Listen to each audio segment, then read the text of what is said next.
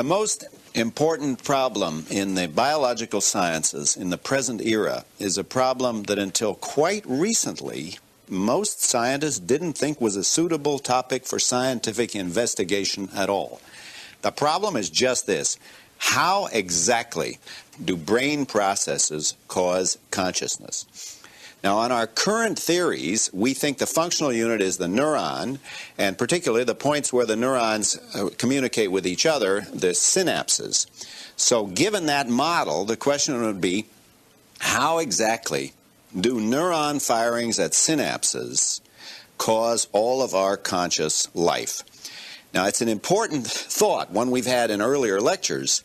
It's an important thing to keep in mind that the enormous variety of our experiences, everything that happens to us, all of the input stimuli that we get, are converted into this common medium, variable rates of neuron firings at synapses, and those variable rates of neuron firings cause all of the enormous variety of our conscious life, whether or not it's the blue of the sky or the taste of the wine or the reminiscences of your childhood.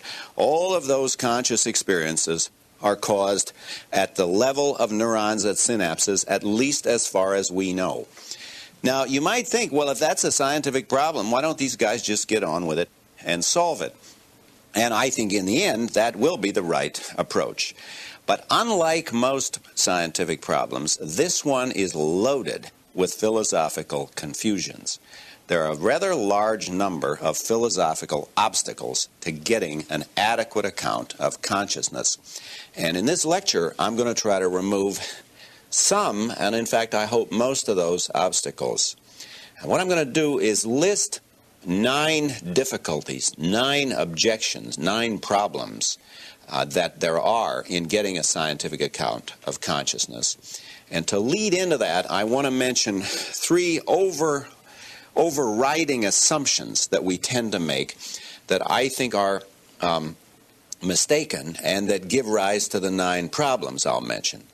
The first assumption is the one that we've been combating throughout these lectures, and that is dualism, the idea that mental and physical name mutually exclusive realms. As long as we think that, as long as we think, well, they really don't connect with each other, the mind and the body, then we're not going to be able to get a scientific account. A second mistake that we're persistently inclined to make is this contrast between machines and nature, and the feeling that somehow or other machines are not natural phenomena, that there has to be a deep contrast. This comes out whenever somebody invents a new program to play chess. In one of the recent ones, there was a huge outpouring in the newspapers about, oh, wouldn't it be awful if we built a computer that could beat the best human chess players. Why? What's so bad about that? I mean, wouldn't it be a threat to our dignity? I don't feel my dignity is threatened when I see a steam shovel that can dig faster than any human, or a pocket calculator that can do addition,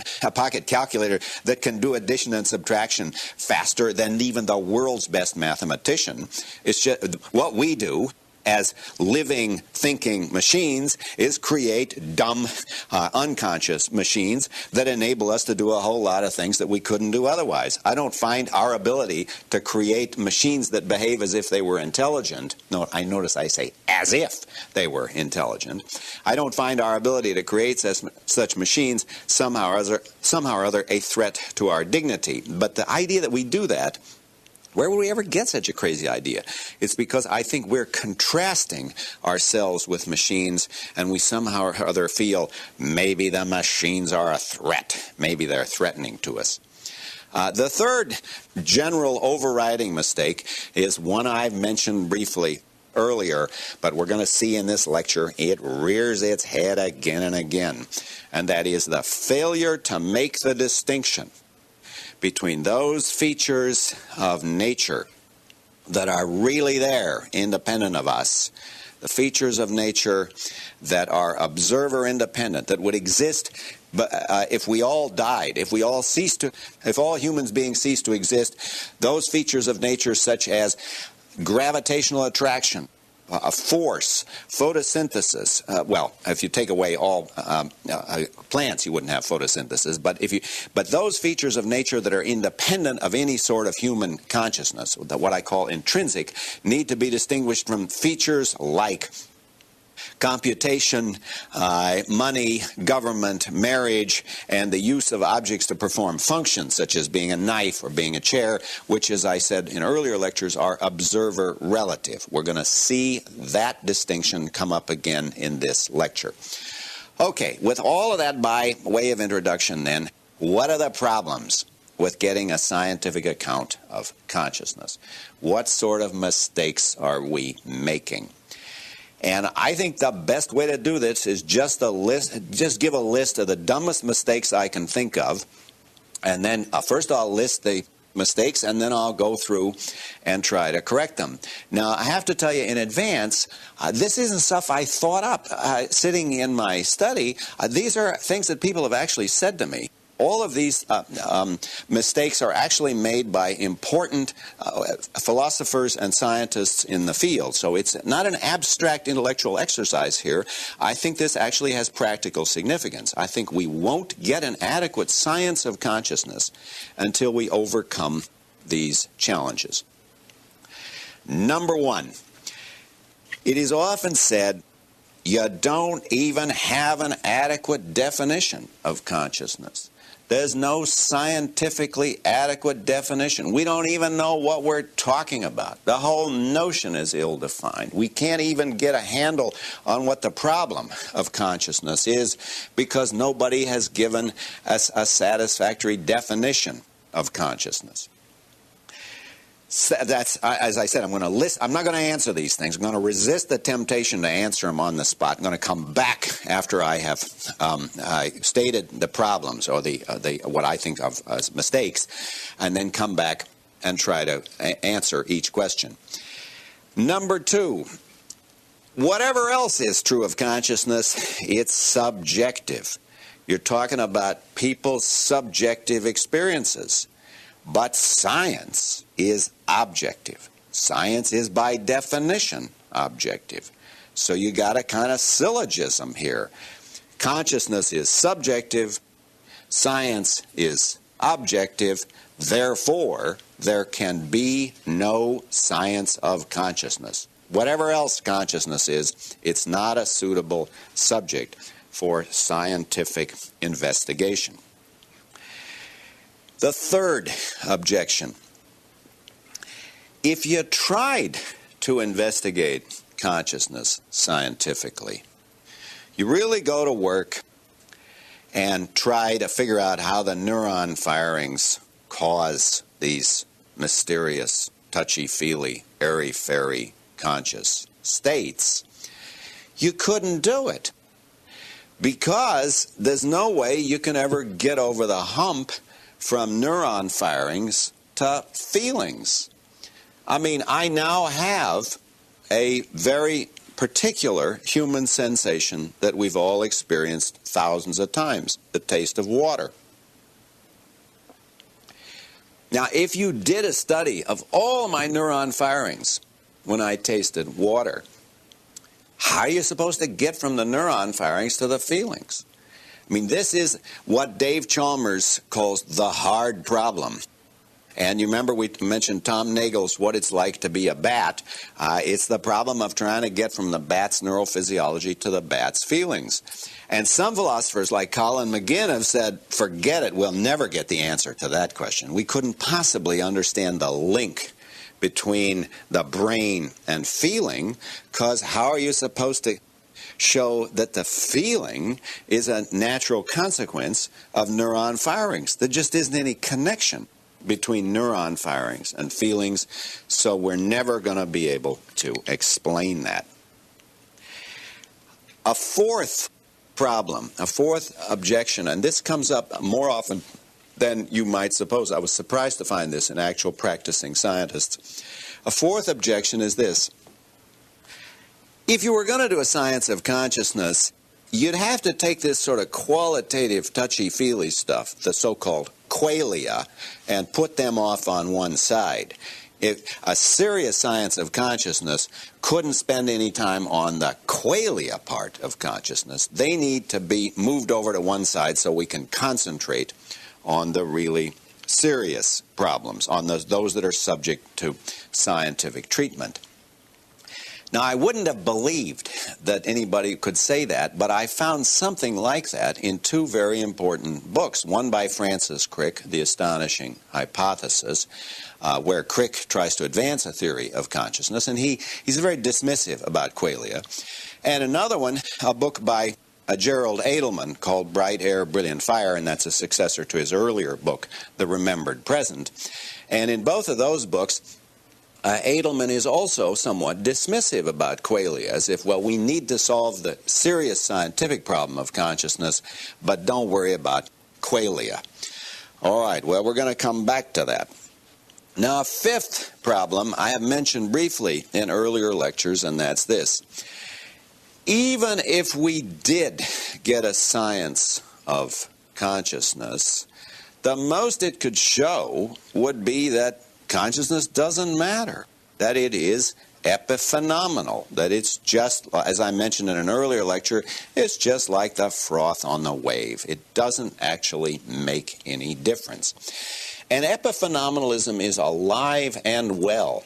There are lots of people who believe it. Again, in the book I mentioned by David Chalmers, Chalmers says, look, if we believe that our consciousness makes a difference to our behavior, we're just mistaken. If you think that you ate because you felt hungry, or you pulled your hand out of the fire because you felt a pain, or you married your spouse because you were consciously in love, that's all an illusion. Consciousness couldn't make any of those differences. In fact, Chalmers, you got to give him credit for courage. He says, I might think I wrote this book because I had a lot of conscious opinions I wanted to convey, but wait a second, writing a book's a physical event like any other, so it has to have entirely physical causes. So my writing this book about consciousness can't be causally explained by consciousness, because consciousness can't have any causal effects. That's courageous epiphenomenalism. Okay, where are we up to? About number 6? Number 6 is this. Even if there were such a thing as consciousness, the way some of these philosophers talk about it, it wouldn't have any evolutionary function, because we can easily imagine that there are beasts just like us, but they have no consciousness. So it looks like whatever else consciousness is good for, it has no evolutionary role, because it's very easy to imagine people who have all of our selectional advantages without consciousness. It's perfectly possible to imagine a world in which the selectional advantages that enabled human beings to survive and prosper are present, but without any consciousness at all. So it seems there's no evolutionary function of consciousness. An 8th question, I'm up to a 7th. A 7th question is this. If it's really the case that there is a causal relation between brain processes and consciousness, then it looks like you've got dualism. Because what are you going to say? If you're going to say, look, there's the brain process as cause and consciousness as the effect, then you've got a dualistic distinction between the material cause and the psychological effect, between the physical cause and the mental effect, and we all know what that is. That's dualism. Maybe it would be property dualism, maybe it's substance dualism, but whatever it is, it's bad news, because if we got one lesson that we've learned in the past 300 years is that dualism doesn't work. It's a very unsatisfactory theory, so if you've got a theory that implies dualism, you're in some kind of deep trouble. An 8th question, or an 8th problem, is this. If we had a science of consciousness, it would have to be reductionistic, because that's what science is. Science is reductionistic. The way that science explains something like solidity or liquidity or life or sunsets is by reducing it to something else. So the most the science of consciousness could do would be to get rid of consciousness by really showing that it's really just something else, really just neuron firings or some quantum mechanical phenomena. There are different theories. But whatever theory of consciousness we have, it's going to get rid of consciousness because it's going to be reductionistic. And the final one we've seen before, but it has a special role to play in this discussion, and that's our old friend, information processing. And the idea here is, look, any account of consciousness is going to be an information processing account, so it's going to show us that consciousness can be reduced to standard forms of information processing. For example, of a kind that we've talked about earlier, the kind of information processing that goes on in computational systems. Okay, that's quite a heavy menu for one lecture, but let's do it. Let's just go through those questions. First, the definition of consciousness. We need to distinguish common sense definitions whose purpose is just to identify a subject matter from analytic definitions that tell us about the essence, the essential traits of the subject matter we've identified. Now, analytic definitions come at the end of a scientific investigation, not at the beginning. But at the beginning, we want a common sense definition that will enable us to know what we're talking about. So consider the definition of water. Water is standardly defined as a colorless, tasteless liquid of the sort that falls in rainstorms and flows in rivers and exists in lakes and oceans. That's a common sense definition. I looked it up in a dictionary, and that's in fact what they say. But then they also give the analytic definition, water is H2O.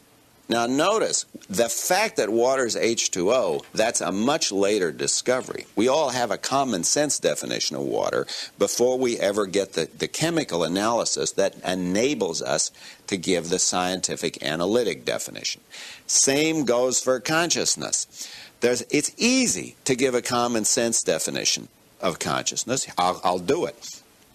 Conscious states are those subjective states of sentience or awareness that begin in the morning when you wake from a dreamless sleep and continue throughout the day until you fall asleep again or go into a coma or die or otherwise become unconscious. Dreams are a form of consciousness, though they're different and generally at a much lower level of intensity than waking consciousness. But any one of these subjective, inner, qualitative states of feeling or sentience or awareness, that's what we're talking about when we're talking about consciousness. It's not a difficult problem. It's not a difficult phenomenon to identify.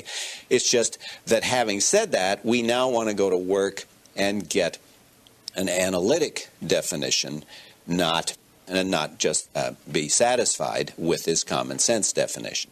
So the first difficulty, I think, is not a serious one. How about the second one?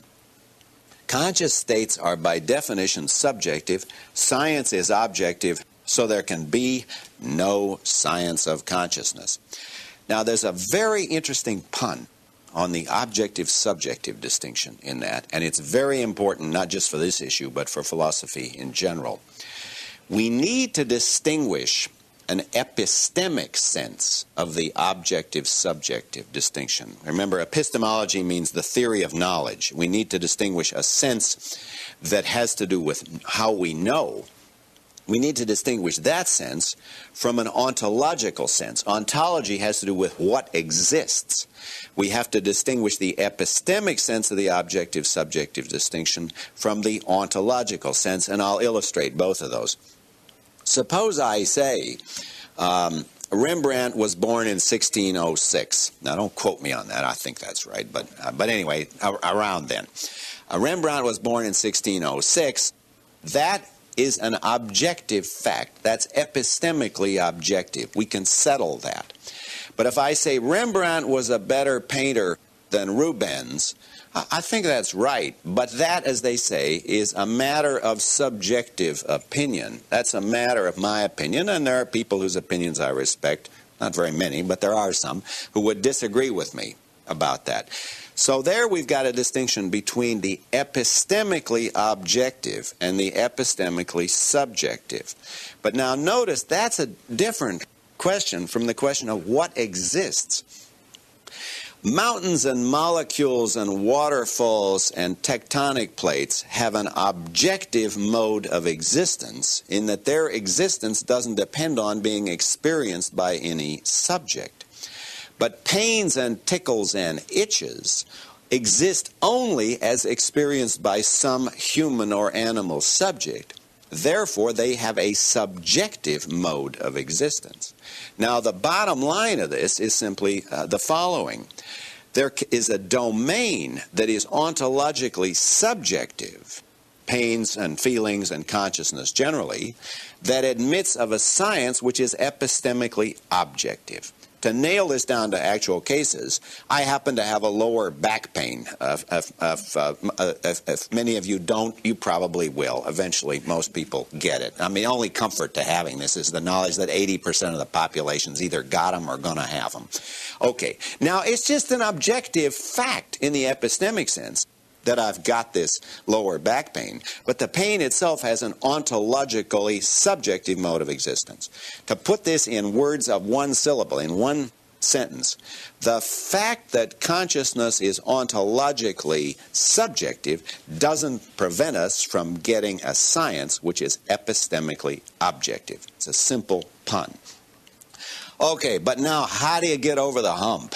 And I think this is the most serious of these questions. How could we get a science of consciousness that would show why and how neuron firings cause feelings? You know, it's not enough just to get a correlation. I mean, even if we had a correlation between neuron firings and feelings, I mean, Francis Crick thinks it's neuron firings of 40 hertz that are neurally correlated with consciousness. But even if that were right, I mean, it would be tremendous if that turned out to be right. Even if we're right, that still wouldn't be enough. We want to know, what's the theory? Why do the neuron firings give rise to the conscious states? See, think of it this way. We have a perfect correlation between lightning and thunder, but you don't have a theory. You don't have a satisfactory scientific explanation when you just say lightning and thunder are correlated. You got to show how and why the lightning causes the thunder. Now, similarly, it's not enough to get a correlation between the neuron firings and the feelings. We've got to show how and why neuron firings give rise or cause feelings. And the objection goes, not only do we not have a theory of that, we don't even know what a theory would look like. I mean, it would take a major scientific revolution to get us a theory of how and why neuron firings could give rise to subjective feelings of awareness. Now, I think this is a serious problem, and I think we don't have an adequate theory of how it could work, but I'm not as pessimistic as people like Colin McGinn and Thomas Nagel. Why not? Well, there are two things I want us to keep in mind. One is, we know it happens, right? We know that your brain processes affect your consciousness. Anytime you have any doubts about that, just drink a big glass of scotch, and you will discover, yes, that when the stuff hits your brain, it definitely affects your consciousness. We know it happens. We know that brain processes do it, and if it happens, it ought to be able for us to figure out how it happens. Now, that's the first point. The second point is this. We've been in this situation before in the history of science. As recently as 100 years ago, our great-grandparents had a huge battle about life.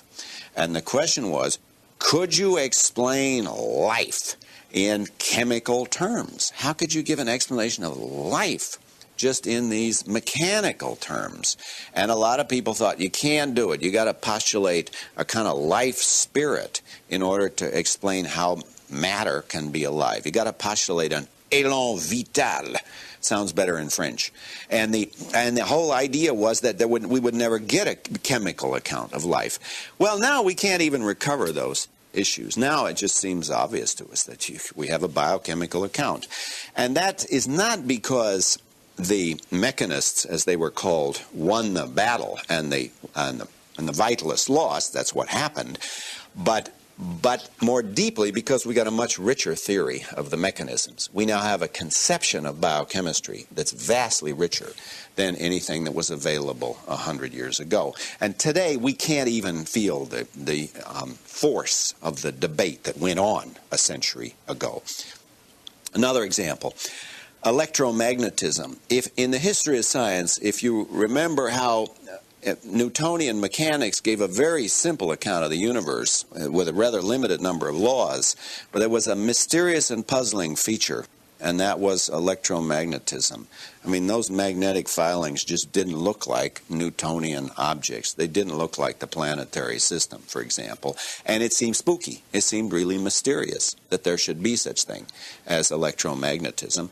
But then Clerk Maxwell came with his equations, and now it's just another scientific theory. So I'm suggesting that though it is a serious question, how brain processes could cause consciousness, it's not impossible that we can get an answer to it. One, because we know that it happens, and two, it looks much like previous mysteries in the history of knowledge, where we solve the mystery by getting a more adequate theory. Okay, but that takes us to our fourth problem. Shouldn't we push the qualia off on one side? Shouldn't we, in a hard-nosed science of consciousness, why do we have to mess around with these touchy-feely qualitative states? Can't we have a science of consciousness which just leaves out the qualia? Now, as I said, I wouldn't have thought this was a serious approach to the problem at all if I hadn't seen it in the works of important neurobiologists. So let me just answer it very simply. You cannot separate the problem of qualia from the problem of consciousness, because conscious states are qualia. That's it. I mean, if you take away the qualia, there's nothing left over. When we talk about consciousness, we're talking about these qualitative, subjective states of sentience or awareness. Now, you can talk about different aspects of them and not talk about their subjectivity or their qualitative character, but the fact is, conscious states are qualia right down to the ground. There's no way you can set the problem of qualia on one side and still talk about consciousness, because that's what consciousness is, qualitative states. All right, but now then, how do we deal with the problem of epiphenomenalism? Well, I've discussed that in earlier lectures, and I won't say much about it except to expand on what I've said earlier as it relates to this particular issue. Why would we think consciousness is epiphenomenal? I think it's the same reason as the reason we think there's some special metaphysical difficulty about showing how neuron firings can explain consciousness, and that is we're still in the grip of dualism. We're still in the grip of the dualistic categories. It's very hard to shake that. We all are brought up on it. It's part of our popular culture. It's very hard to shake the assumption that the mental and the physical name two different categories. Our whole culture is permeated with the idea that there's a special class of mental illness, which is somehow different from physical illness. I can remember once being seasick on a boat, and a woman told me, "It's all in your mind." Well, that's not much help. I mean, I'm still sick. But this assumption that somehow or other the mind is really different from the body is what gives rise to this illusion that the mind can't make a physical difference. And the way that I have been describing it, we should not think that there is this special metaphysical category, the mental. It's just because of its intrinsic mental qualitative character, conscious states are higher level features of the brain. And I want to use an expression here I haven't used before. They are emergent properties. An emergent property is one that is explained by the behavior of the lower level elements, but is not itself a property of any of those elements. So in the harmless sense in which liquidity and solidity are emergent properties of systems of molecules, even though no individual molecule is liquid or solid, in that sense consciousness is an emergent property of the behavior of neurons, and the system of neurons explains consciousness even though no individual neuron is conscious. But once we see that, then it seems to me consciousness is no more epiphenomenal than any other higher level property. It's like the solidity of the piston or the liquidity of the water. I can't wash myself in the water or take a bath in it or drink it if it's not liquid.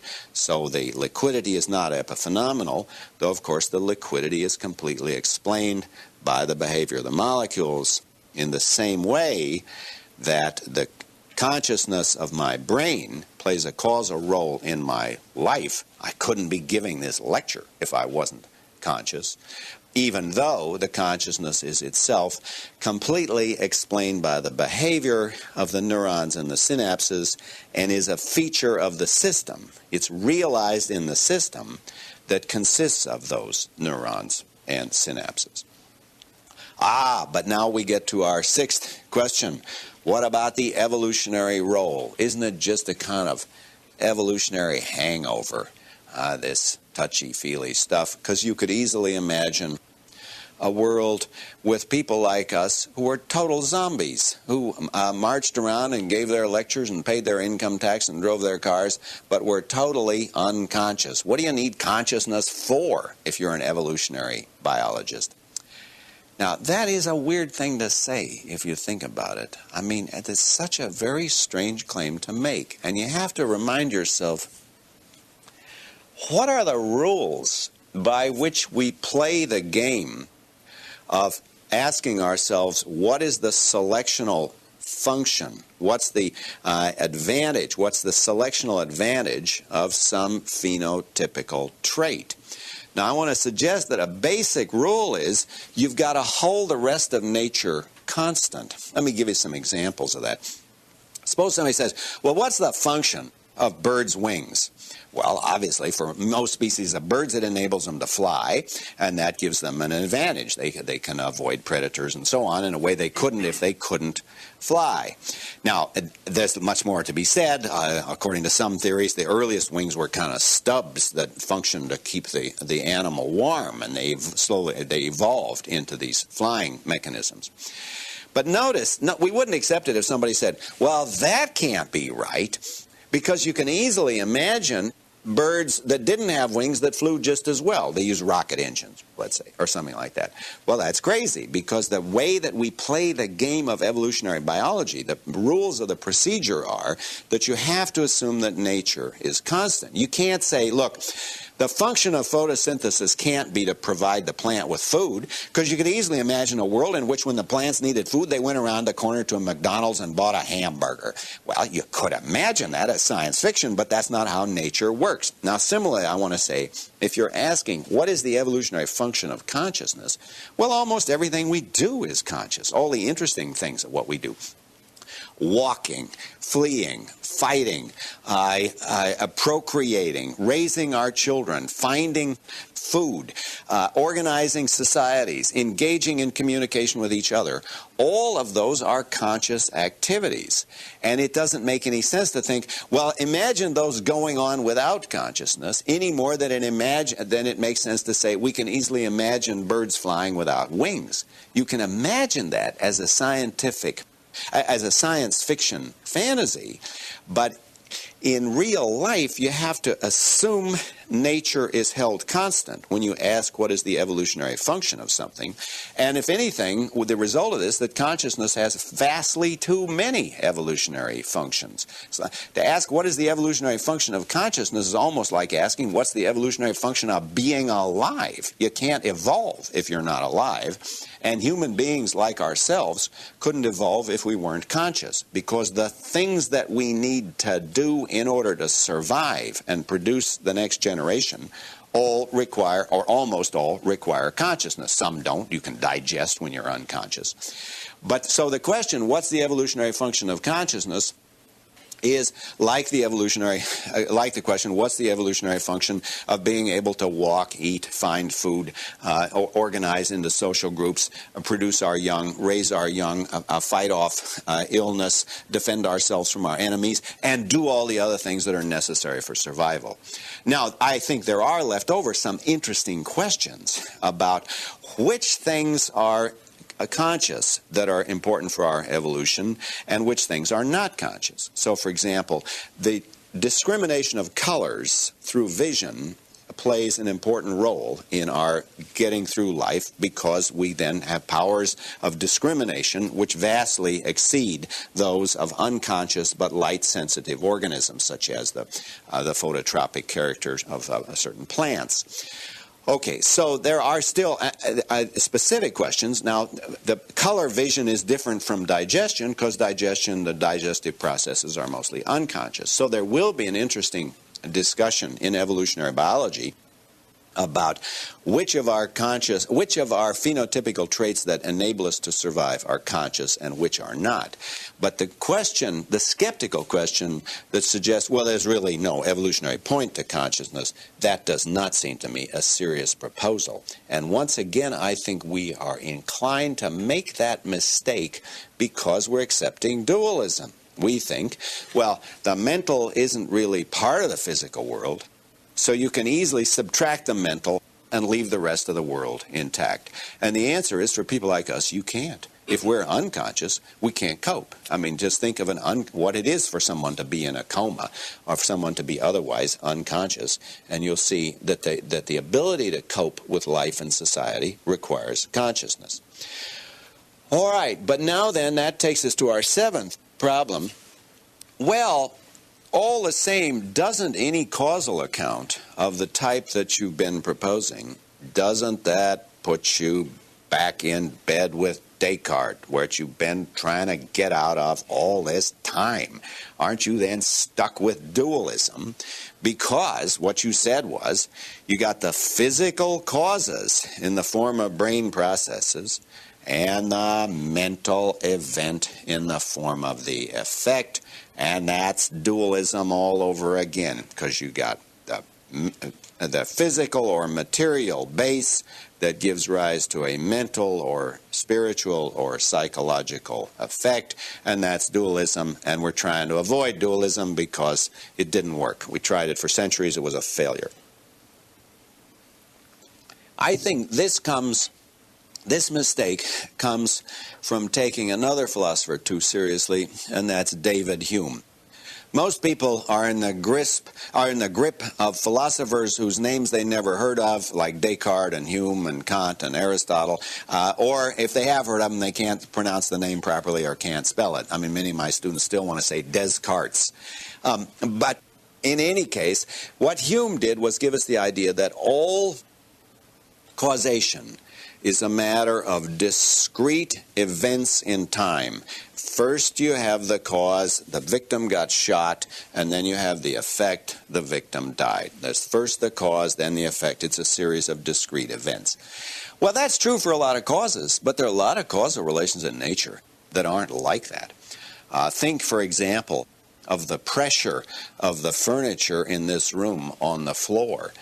That's not a separate event. That's a continuing state, and that is caused by the force of gravity. And gravity, again, is not a separate event. It is a continuing force in the world. And I mentioned in earlier lectures, and want to repeat now, there are all sorts of explanations that are bottom-up explanations, where by bottom-up I mean, the metaphor is not all that useful, but it's very common, so I'm using it. By bottom-up, I mean we explain the behavior of big things in terms of the behavior of little things. We explain the surface phenomena of a system, such as its transparency or its liquidity or its solidity, in terms of the behavior of the micro elements. And once again, that's not event causation, because that's a continuing state of the system. The system continues to be in a state of solidity or liquidity as long as the molecules continue to behave appropriately. So it seems to me, once we get over the idea that all causation is a matter of discrete events following sequentially in time, we can see there's no dualism of mind and body implicit in the idea that at one and the same time, the brain processes cause consciousness. That is to say, neuron firings at synapses cause consciousness, but consciousness is itself a higher level physical feature of the system. Consciousness is both caused by and realized in the system of neurons. Well, but the next argument says, and now we're up to number 8, haven't you got reductionism? I mean, in the end, mustn't an account of consciousness, an honest-to-John scientific account, be a reductionist account? Because that's what science is. Science is reductionist. We get rid of sunsets. We showed the sun doesn't really set. It's entirely explained by the rotation of the Earth on its axis, the appearance of the sunset. And we give reductionist accounts of solidity and liquidity or life itself. We reduce them to more basic processes until we reach the ultimate level of the micro-physical processes, the quantum level processes. We reduce everything to that in the end, and so we get rid of consciousness.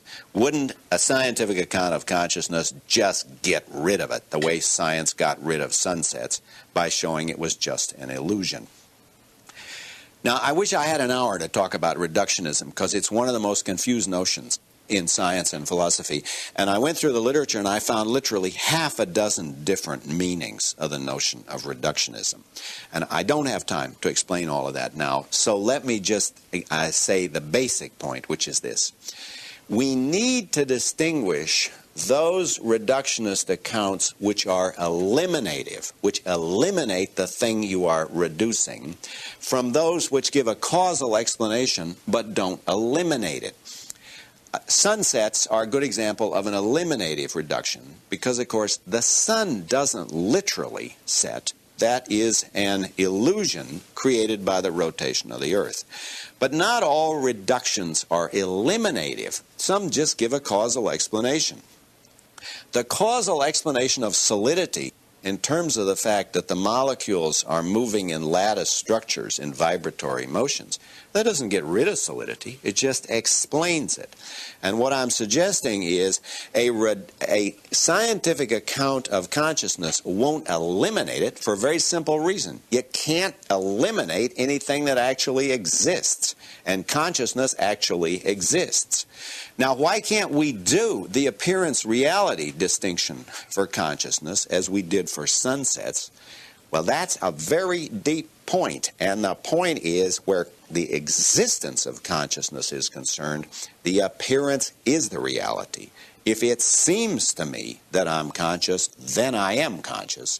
Whereas if it seems to me that the sun is setting, it doesn't follow that the sun is setting. A final question, and that was information processing.